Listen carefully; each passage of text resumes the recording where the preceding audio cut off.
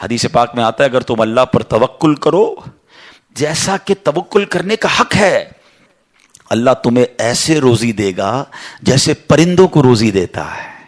کبھی امیجن کیا آپ نے پرندوں کو روزی کیسے ملتی؟ یہ حدیث میں ایسی اچھا ہو سکتا ہے انسانوں کے بارے میں فرمایا جاتا، نبی پاک فرما دیتے، جانوروں کے بارے میں فرماتے، پرندوں کے بارے میں کیوں فرمایا؟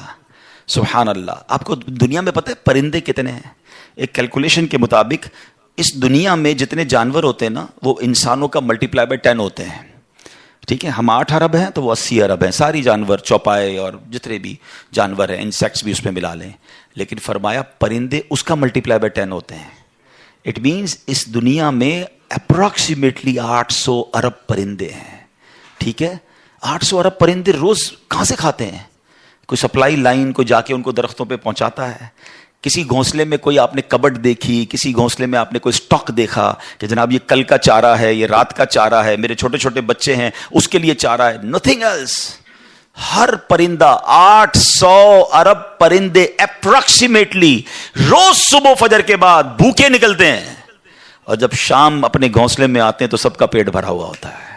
سب کو کون کھلا رہا ہے؟ کوئی تو ہے جو نظام ہستی چلا رہا ہے، میرا خدا ہے۔ ایمان لاؤ نا، توکل کرو۔ جب پرندوں کو 800 ارب پرندوں کو روزی دے سکتا ہے، ارے میں اور آپ اشرف المخلوقات ہیں، میں ٹینشن ہی نہیں ختم ہو رہی کال کرو تھی نو ہے، سال بعد کیا ہوگا، بچی کی شادی کیسے ہوگی، میرے کاروبار کا کیا ہوگا، ارے مارکیٹ ڈاؤن ہو رہی ہے، ڈالر اوپر ڈالر نیچے، اسی ٹینشن میں مر گئے یار۔ جو رب چونٹی کو کن اور ہاتھی کو من دے سکتا ہے وہ اس نے مجھ سے بھی وعدہ کیا ہے۔ سیکھو نا حضرت ابراہیم سے، کاش یہ توکل نصیب ہو جائے۔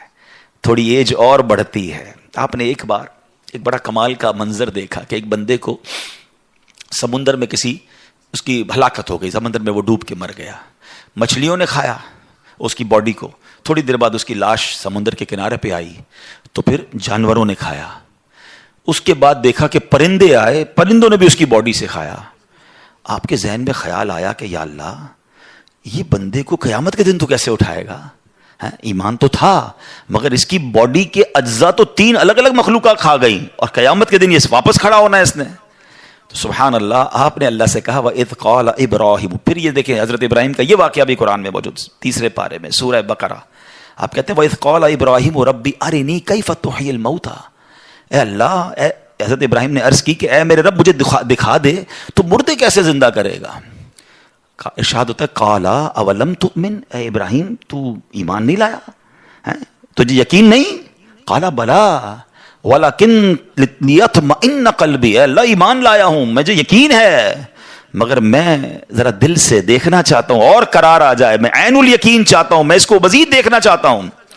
قال فخذ 4 من الطیر، قرآن کہتا ہے رب نے فرمایا کہ اچھا 4 پرندے لے، فَسُرْهُنَّ إِلَيْكَ ثُمَّ اجْعَلْ عَلَىٰ كُلِّ جَبَلٍ، فرمایا اس کو اپنے ساتھ ہلا لے، اپنے ساتھ مانوس کر لے، پھر ان کا ایک ایک ٹکڑا پہاڑ پر رکھ دے، مِنْهُنَّ جُزْءًا ثُمَّ ادْعُهُنَّ يَأْتِينَكَ سَعْيًا، فرمایا پھر انہیں بلا، وہ تیرے پاس چلے آئیں گے پاؤں سے دوڑتے، وَعْلَمْ أَنَّ اللَّهَ عَزِيزٌ حَكِيمٌ، اور جان رکھ اللہ غالب حکمت والا ہے۔ اب ہوا کیا، حضرت ابراہیم کو حکم ہوا کہ 4 پرندے لیں۔ اب آپ نے 4 پرندے الگ الگ لیے، مور لیا، کبوتر لیا، آپ نے مرغ لیا اور ایک گدھ لیا، ان 4 کو اپنے ساتھ تھوڑا ٹائم رکھا تاکہ وہ آپ سے انسیت پالے، تاکہ 4 کے بارے میں کنفرم بھی ہو جائے کہ یہی 4 ہے، کوئی اور مکس نہ ہو جائے۔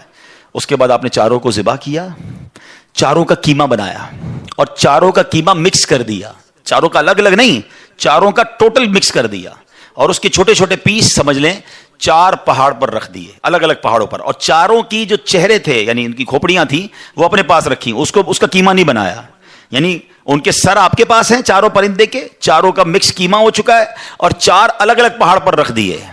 قرآن نے کیا کہا تو انہیں پکارو ہیں۔ اب یہ بھی ذرا میں آگے آ کے بتاؤں گا اس ایک خوبصورت آیت کے اس جز سے کیا سیکھنے کو مل رہا ہے۔ قرآن نے کیا کہا کہ انہیں پکارو، تو آپ نے کہا یا ایھا الدیک، اے مرغ، یا ایتھا الحمامہ، اے کبوتر، یا ایھا النسر، اے گدھ، یا ایھا الطاؤس، اے مور۔ آپ کی پکار پر وہ 4 پرندے جو ہیں ان کا قیمہ اب آسمان پر اڑنا شروع ہوا ہے۔ فکشن، گرافکس ہیں، آج کل اینیمیشن کا دور ہے، کمپیوٹر پر جناب لوگ بہت ساری چیزیں بنا لیتے ہیں، سنو 5000 سال پہلے قرآن میں یہ واقعہ موجود ہے کہ کیا ہوتا ہے، ان چاروں کا کیما اڑتا ہے، اور اب جس کا مرغ کا ہے وہ مرغ کی طرف، مور کا ہے تو مور کی طرف، کبوتر کا چاروں کے جسم پورے کمپلیٹ ہوتے ہیں، سر نہیں ہے، سر تو آپ کے پاس ہے نا، وہ چاروں پرندے بغیر سر کے دوڑتے ہوئے آپ کے پاس آتے ہیں، زندہ ہو جاتے ہیں مگر سر نہیں ہے، قریب آتے ہیں تو حضرت ابراہیم نے ان کا سر جو ہے وہ واپس ان کے پاس لگا دیا، سب سر بھی ان کا لگ گیا، آ کر دانا چگنے لگ گئے۔ حضرت ابراہیم نے اپنی آنکھوں سے مردوں کو زندہ ہونے کا واقعہ دیکھا اور آپ کے دل کو اطمینان اور قرار آیا، یہ میرا رب یہ ہے۔ کیسے ہیں کہتے ہیں کسی کو شیر کھا جائے، کسی کو مچھلی کھا جائے، کسی کی سمندر میں موت آ جائے، معاذ اللہ کسی کے پرخچے اڑ جائیں، کوئی آگ میں راکھ ہو جائے، میرا رب چاہے تو سب کو دوبارہ جسم، ان کی تمام باڈی کو پھر کریٹ کرے گا اور وہ قیامت کے دن جمع ہوں گے۔ حضرت ابراہیم نے یہ اپنی آنکھوں سے دیکھا۔ حضرت ابراہیم علیہ السلام کے اس واقعے سے کیا سیکھنے کو ملا؟ پہلی بات، میرے رب کی قدرت کیسی ہے، ان اللہ علی کل شیء قدیر، ٹھیک ہے۔